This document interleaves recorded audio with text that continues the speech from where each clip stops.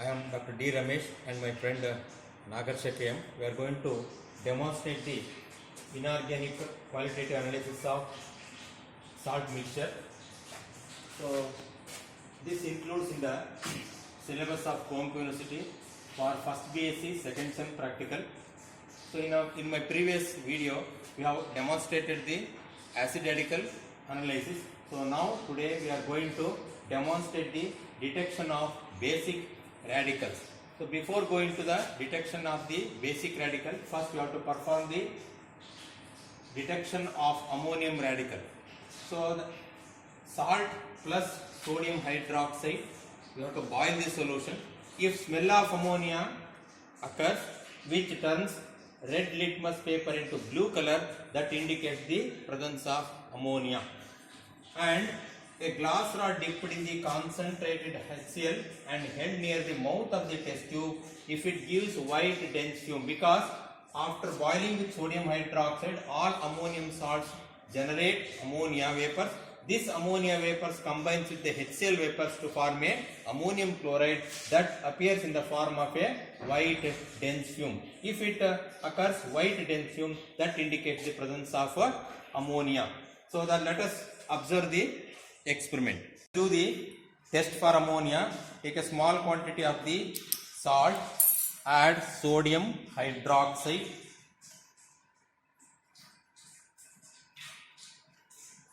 and the reaction mixture is heated.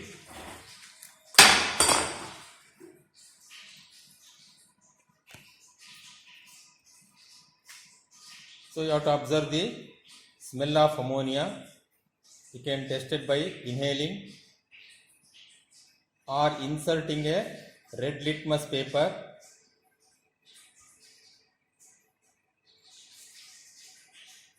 See, it turns blue. Okay, if you inhale these vapors, it gives the white dense fume. It gives the smell of ammonia. See, this turns blue. So at the same time, you can perform one more test. A glass rod dipped in concentrated hydrochloric acid and held near the mouth of the test tube, it gives a white dense fume. So that is the formation of ammonium chloride. That confirms the presence of ammonium radical present in the salt. So after that, you have to confirm it, confirmation test for ammonium radical. For that purpose, you have to take the salt solution, add water, and you have to add the Nessler's reagent.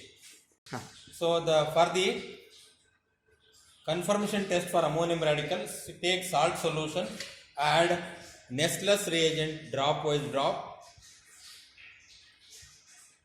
add Nessler's reagent dropwise drop.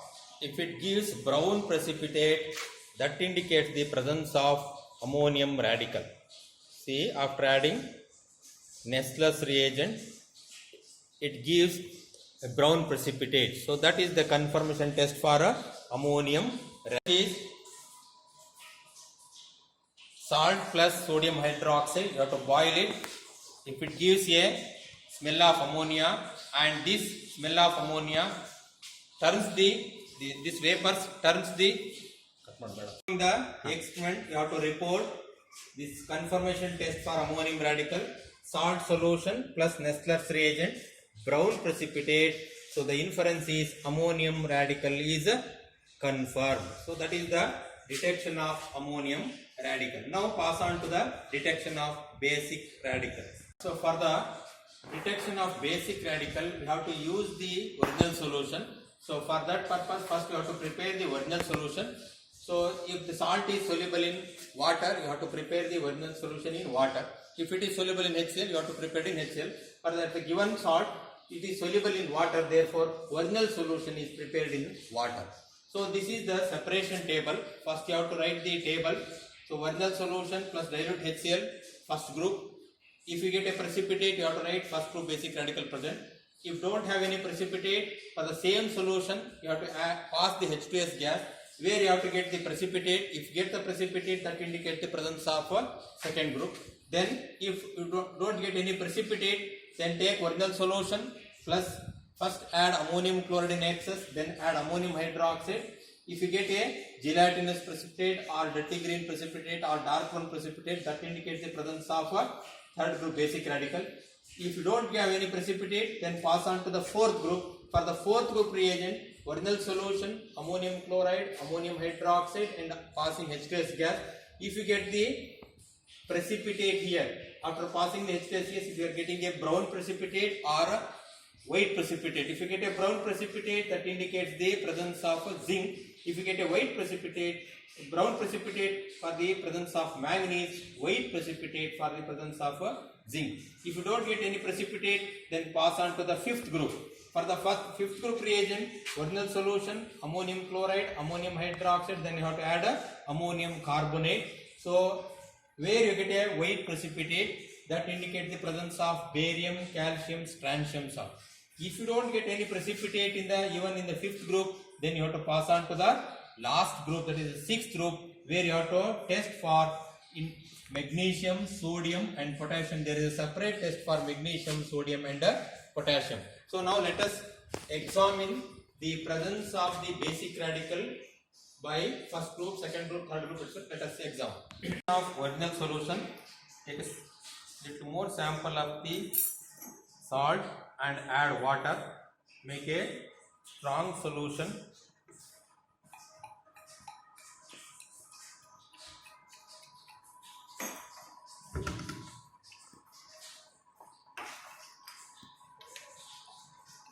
OS is prepared.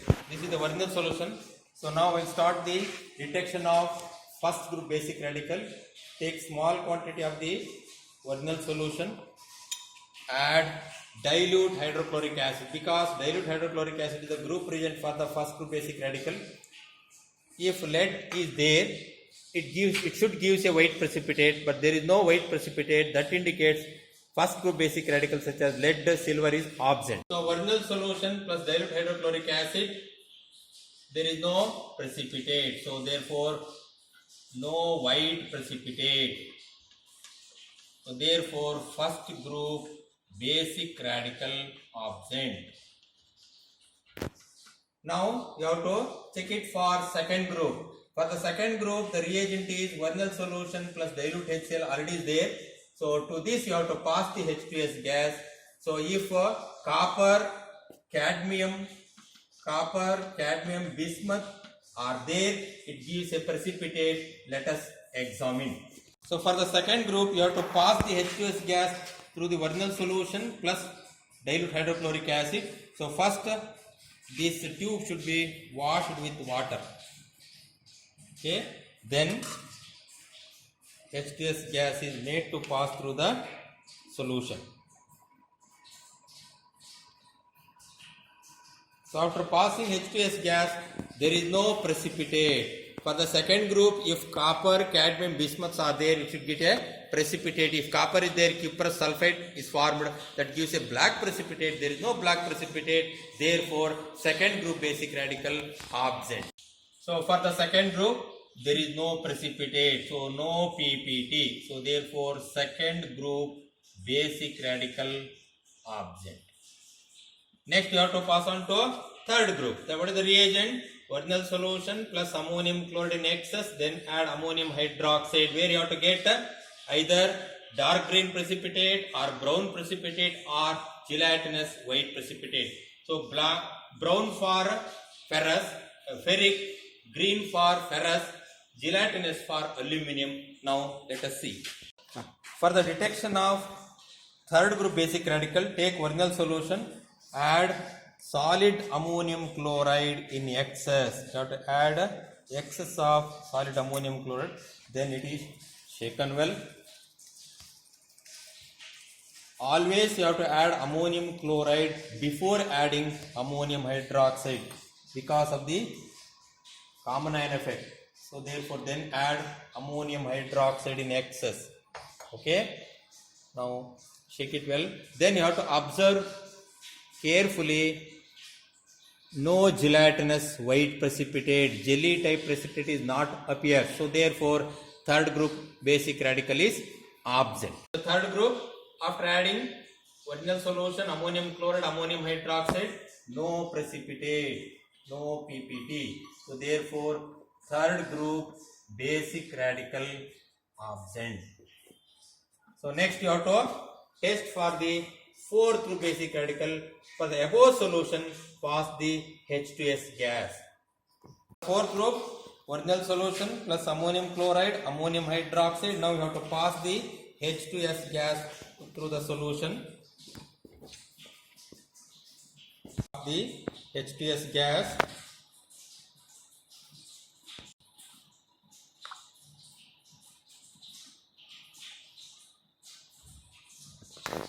No brown or white precipitate. That is the nature of the precipitate obtained in the fourth group. There is no brown or white precipitate. That indicates that fourth group basic radicals are absent. So fourth group basic radicals absent. Then pass on to the fifth group. The group reagent is ammonium chloride, ammonium hydroxide, then you have to add ammonium carbonate. If fifth group basic radicals are there, we should get a white precipitate. Let us observe. Let us test for the presence of fifth group basic radicals. Take original solution, add solid ammonium chloride, shake well.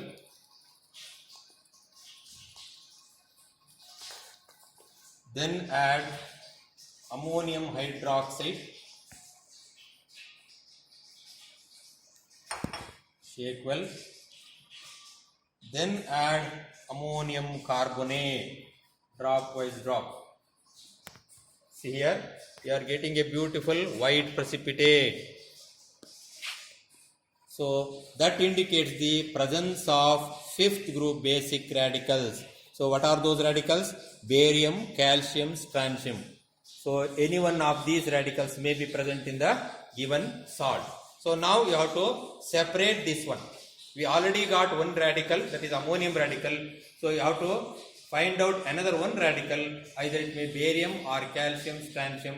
For that purpose, you have to separate this one. This precipitate is separated from the solution. So therefore, you have to transfer this precipitate into the centrifuge tube. Then take equal volume of water in another tube.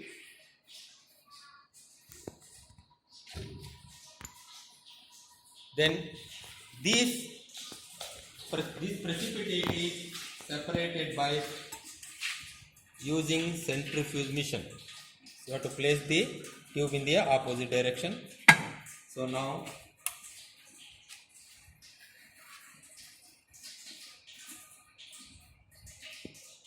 Last one.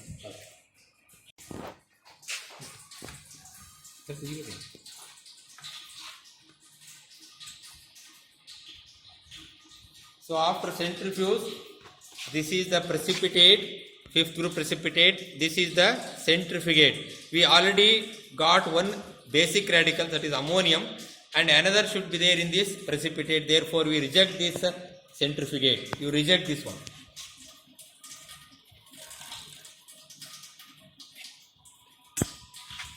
So in the fifth group, after adding ammonium chloride, ammonium hydroxide, ammonium carbonate, we are getting a white precipitate. So therefore white PPT. So therefore fifth group basic radical present.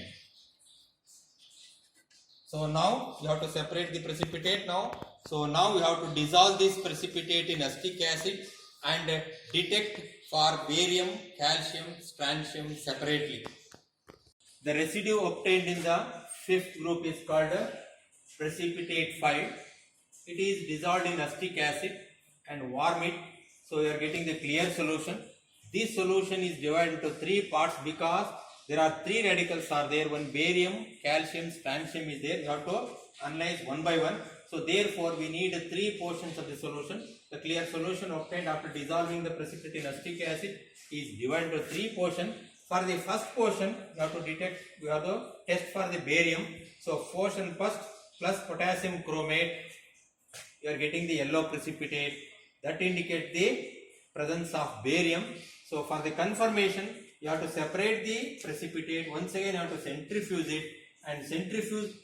After centrifuge, the residue obtained. For the residue, you have to apply the flame test by make a paste of this residue with constant HCl and ignite this paste. Preheated the platinum wire will get a apple green color that indicates the presence of barium.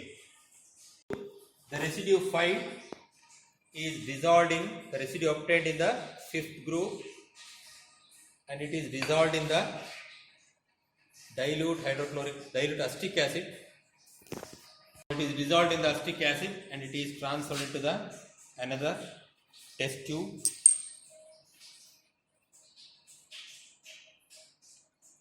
And this solution, take one portion of this solution. To this add potassium chromate. Add potassium chromate.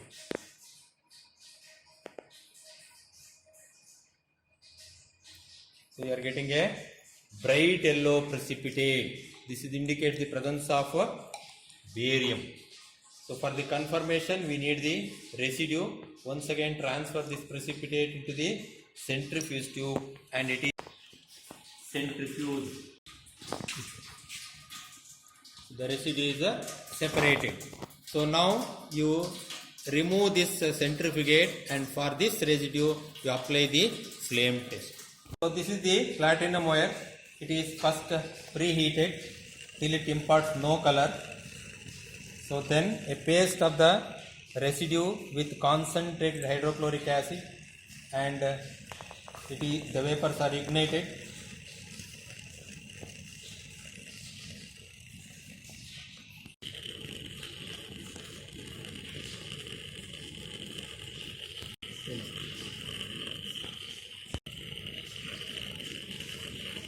So we are getting the apple green color.